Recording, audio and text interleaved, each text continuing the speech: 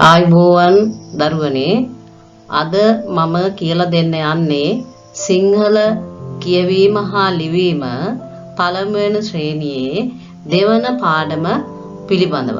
අපි මුලින් කළ පාඩමේ ඉතිරි කොටස තමයි අද මම මේ කියලා දෙන්න යන්නේ.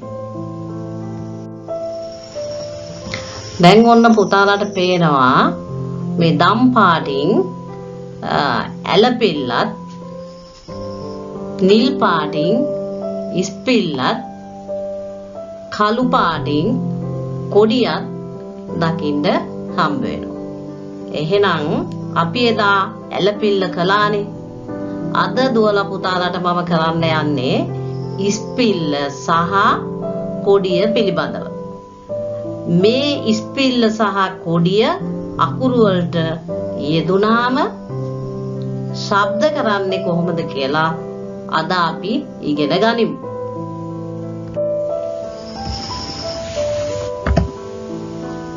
දුවලා පුතාලට පේනවනේ ලස්සන ගහක ලස්සනට මල් පිපිලා තියෙනවා.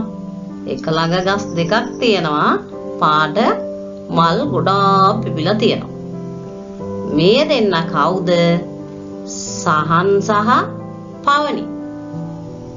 ආපහු අහගන්න මේ දෙන්නගේ නම් දෙක සහන් සහ පවනි. එහෙනම් මේ දෙන්න කොහෙද මේ ඉන්නේ පුතේ? මල් ගස් යට ඉන්නවා.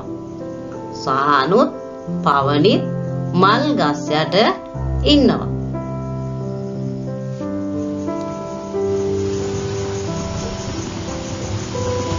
අපි දැන් කියවමු මේ වචන ටික.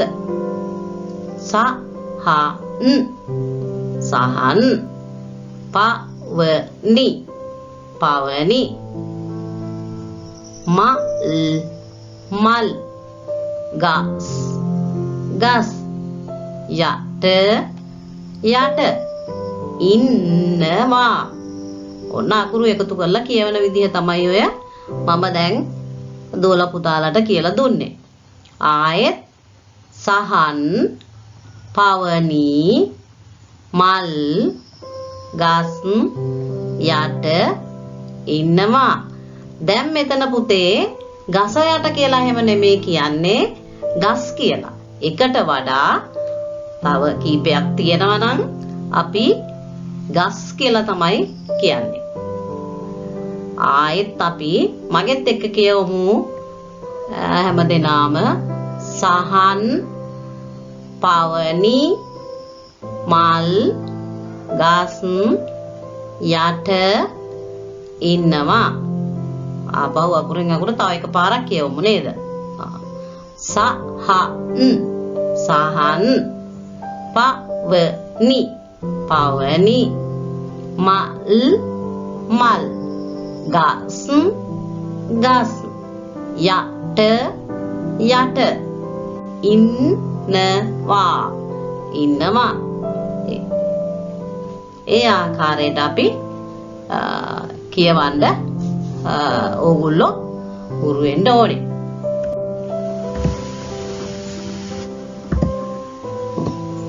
ඔන්න බලන්න. තවත් ලස්සන මල් ගහක් තියෙනවා.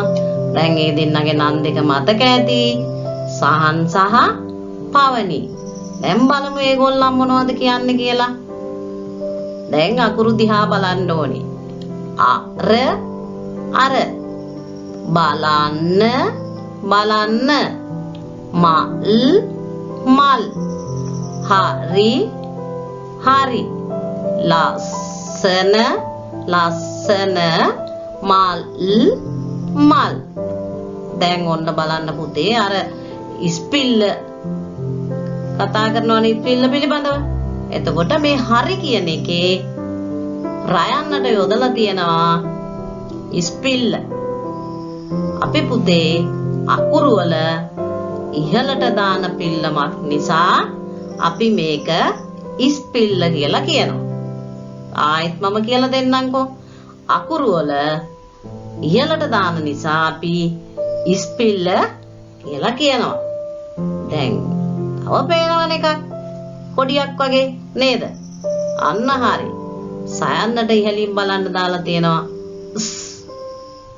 ශබ්ද කරන්න ටිකක් අමාරුයි. නමුත් අපි ලස් කියලා හරි කියන්න උත්සාහ ගන්න ඕනේ. ලස්සන්.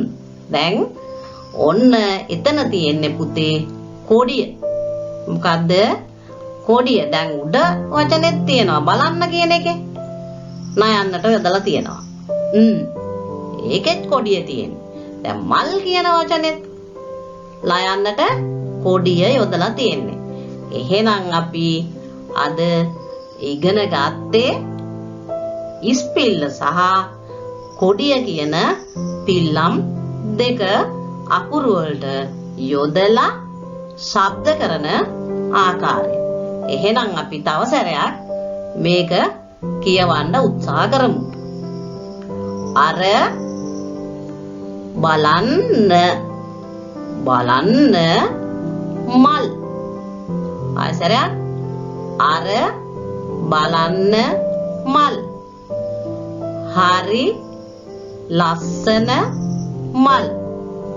ආයෙත් හරි ලස්සන මල්. අපි ඉහළට ගිහින් ඒ වගන්ති දෙකම නැවත පාරක් කියවමු. අර බලන්න මල්. හරි ලස්සන මල්.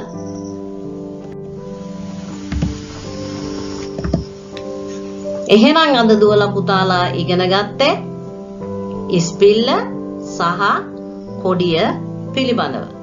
එහෙනම් පෙළ පොතේ ඔයාලා පොත පෙරලාගෙන ඔය පාඩම ගෙදරින් කියවන්න. එහෙනම් අපි අද දවසට තිබුණ පාඩම මෙතනින් අවසන් කරනවා. මගේ දරුවන්ට සුබ දවසක් ප්‍රාර්ථනා කරනවා.